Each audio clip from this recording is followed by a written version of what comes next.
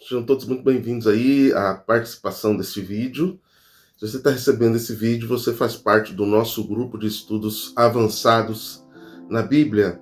Nesse primeiro vídeo, eu quero trabalhar um pouquinho a respeito de Paulo, da autoria incontestada, né? Paulo é uma autoria incontestada com relação a Romanos. Das 13 cartas de Paulo, do Novo Testamento, nós temos algumas cartas contestadas, se é realmente de autoria paulina, mas Romanos não é um caso desse. A carta de Paulo aos Romanos é claramente de autoria paulina. E no capítulo 1, Romanos capítulo 1, verso 1, Paulo diz assim: Paulo, servo de Cristo Jesus, chamado para ser apóstolo, separado para o evangelho de Deus. Então aqui Paulo dá as suas credenciais. Ele se coloca aqui como servo de Cristo Jesus, chamado para ser apóstolo e separado para o evangelho de Deus. Então veja que as credenciais de Paulo, ou os títulos de Paulo, que era comum na introdução de uma carta, ele se coloca primeiro como servo de Cristo Jesus. Aqui nós temos uma fórmula interessante. Paulo não usa Jesus Cristo, mas ele usa Cristo Jesus. Há um sentido teológico disso. Depois ele diz chamado para ser apóstolo. E depois ele diz separado para o evangelho de Deus. Nós temos aqui então 3 elementos: a autoridade de Paulo, a identidade de Paulo e a sua missão: pregar o evangelho. A sua identidade, ele era apóstolo, e a sua autoridade, ele estava a serviço de Cristo. Bom, a primeira expressão que Paulo usa é a expressão servo de Cristo Jesus. Então nós temos aqui a ideia do pertencimento, a quem Paulo pertence. Então, antes de falarmos sobre a carta, Paulo está falando sobre Cristo. O que ele está dizendo aqui é que o que torna, o que dá a Paulo a sua autoridade, o que o credencia para falar, é exatamente o seu Senhor. Então ele coloca Paulo servo. Essa expressão é uma expressão comum, né?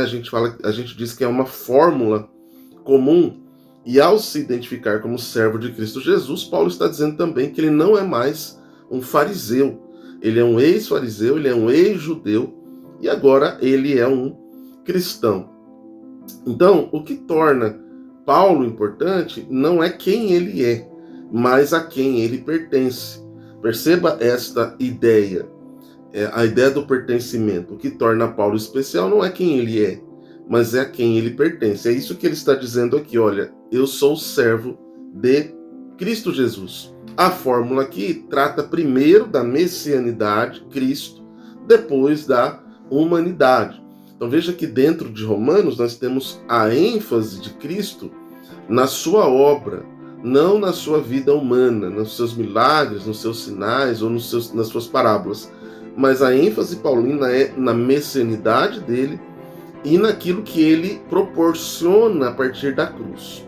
Então, vejamos aqui, essa primeira noção da autoria que Paulo está dizendo é que Romanos não fala sobre Paulo, mas sobre a quem Paulo pertence, que é Jesus Cristo.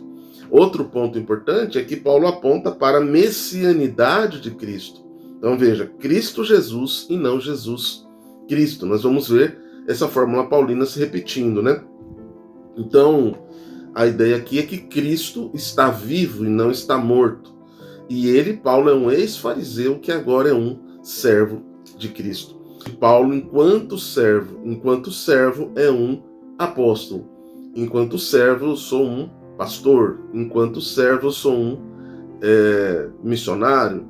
Então, enquanto servo, Paulo é apóstolo. Então, temos aqui a identidade de Paulo, né? Então, veja que ele é um servo de Cristo e é um apóstolo. Então, não é só a ideia de que Paulo é servo de Cristo, mas é do que Cristo está fazendo por meio de Paulo. Veja a aplicação prática disso. Todos nós somos servos de Cristo, mas o que Cristo faz por meio de nós é a nossa identidade. Então, se Cristo, através de você, Você é um servo, uma serva de Cristo, mas Cristo, através de você, faz de você um missionário, um pastor, um mestre, faz de você um evangelista, faz de você um intercessor. Então, é o que nós somos, servos de Cristo todos, mas dentro do nosso serviço há algo específico. Nas próximas aulas falaremos um pouquinho sobre essa questão da identidade de cada pessoa, né, dentro do corpo de Cristo. Então veja como é importante uma pequena análise exegética desse texto. Então veja que enquanto Paulo é servo, ele é então apóstolo. Não é algo que Paulo está fazendo, mas é o que Cristo faz por meio dele. Então isso é o que faz de fato apóstolo. Mas primeiro, todos nós somos servos, para depois termos uma identidade com relação à missão. E o que é o apóstolo? O apóstolo é basicamente uma testemunha do quê? Da ressurreição de Cristo. Então Paulo era um pregador dessa ressurreição. Apóstolo é um testemunho autorizado, é alguém chamado diretamente por Cristo. Apóstolo é um representante de Cristo. E apóstolo, no Novo Testamento, é um doutrinador da igreja. Eram aqueles que davam fundamento doutrinário para a igreja cristã. Então, sem dúvida, Paulo é aquele que mais é usado por Deus, enquanto nessa perspectiva do apostolado, que são as bases da fé cristã, sem dúvida, Paulo é um dos mais importantes. E, finalmente, Paulo é separado para o evangelho. Então, Deus o escolheu para o exercício concreto, prático, da pregação do evangelho entre os gentios. Então veja que nós temos essas três dimensões da experiência de Paulo e da nossa experiência cristã. Nós somos servos, temos uma identidade e temos uma missão. Dentro da missão de Paulo, ele havia sido um separado para o evangelho entre os gentios. Então ele pregava o evangelho de Deus, ele afirma, né? Algo que, na perspectiva paulina, Deus havia planejado desde antes da fundação do mundo. Portanto, o evangelho não é sobre Paulo, o evangelho é sobre Deus. Então veja que o que o apóstolo está dizendo é que ele não prega o seu evangelho, ele não fala a sua mensagem, ele prega o evangelho de Deus. Então, digamos que as credenciais, a apresentação de Paulo na carta aos Romanos, ele é um servo de Cristo, ele é um apóstolo e ele é um separado para o evangelho.